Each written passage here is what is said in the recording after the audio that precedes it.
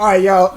So we're back. The Bills are still on. I have a message for the Charlotte Hornets organization, their management, their staff. This is coming from a very distressed fan right now, okay? So if you guys could just bear with me for like 2 seconds so I can get this letter out, okay? All right?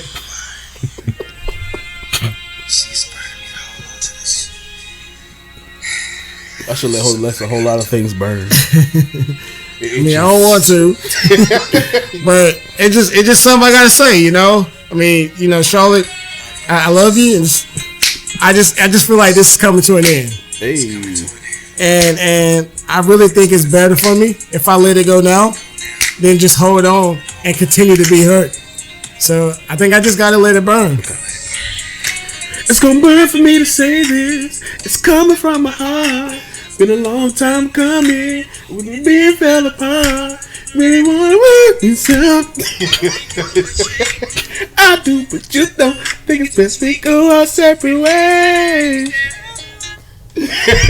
Welcome back to our lovable Hornets section, the 10th pick where we talk about our Charlotte. Hopefully we're gonna be picking 10th this year. The way that this past week just went, we might be picking first. Boy, I tell you what. But look, we're just gonna get right into it. But all right? Since God hates Charlotte, we'll end up with the number 5 pick. The Hornets played 4 games this past week.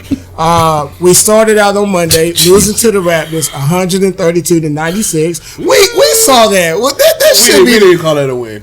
Nobody had us beating the Raptors. Okay, that wasn't a win. Then we ended up losing to the Kyrie Irving-less Brooklyn Nets 101-91. Then we ended up losing to the Wizards 125-18 in the game in which we led by 14 points in the fourth quarter. And then we ended up losing to Zach. Let me put up 13 3-pointers in the game. Levine and the Chicago Bulls 116-115 after we were up by 12 in the fourth quarter. And Zach Levine literally got away with the most egregious travel in the history of trap. No, probably not the most egregious because like there's always LeBron. But well, it would have been. You'll miss off LeBron sections right now. Don't do that. But anyway, y'all, let's talk about the Hornets last week. Do we have to? Just go. What you got, Rodney? I tried to told y'all this was coming.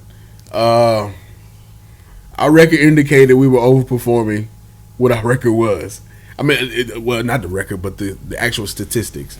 I'm very disappointed. Of course, this reminds me of the Heat game a couple years back. Oh God! I remember this Heat game. So we were up by like 4 or 5, and that the $24 million man. I was at that game. I was at that game, and I was leaving. I'm like, oh man, we got this game in the bag. And by the time I made it down the escalator, because I'm in the Section 8 section, by the time I made it down the escalator and looked on TV, I was like, what the?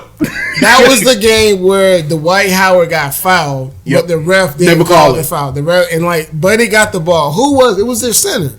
Whiteside. No, it wasn't Whiteside. It wasn't Olynyk. It was Olynyk. That's what it was. Kellen Olynyk. I hate that dude. Kellen Olynyk got it, and he was the one that made the shot to win the game. It was Kellen Olynyk. Don't forget that Nick Batum threw the ball away. Don't forget that. Oh, he does that. Oh, and we're gonna talk about Nick Batum later too. Okay, but hey, you talking about the connector? The coaching. Look, the coaching, the last second debacles, all that good stuff. What's going on? What's happening? We're regressing to the mean. We're showing our age. We're a young team. Miles Bridges has been a bright spot.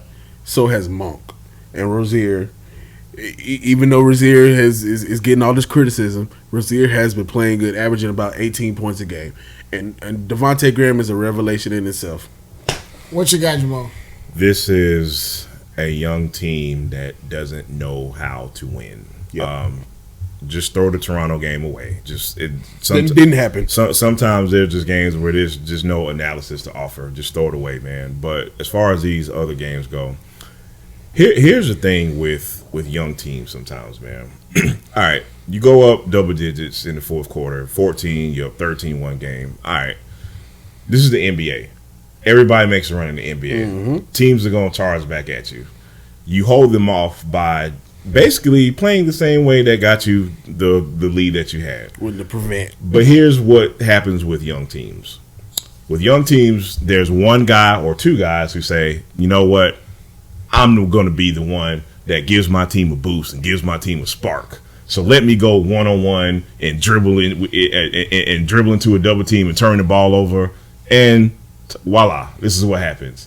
I'm not saying any names, but it happens way too frequently for somebody who gets paid a whole bunch of money. I'm not saying no names though. Say it with your chest, Jamal.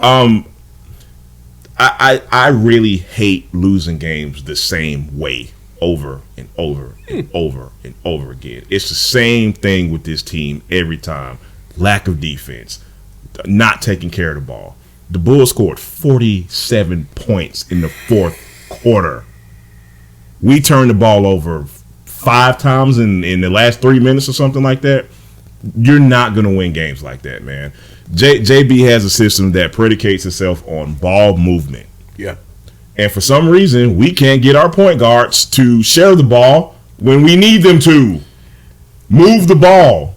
So is it fair to say that they played like a point guard we had before? According to some of our fans. That point guard didn't turn the ball over. Good point.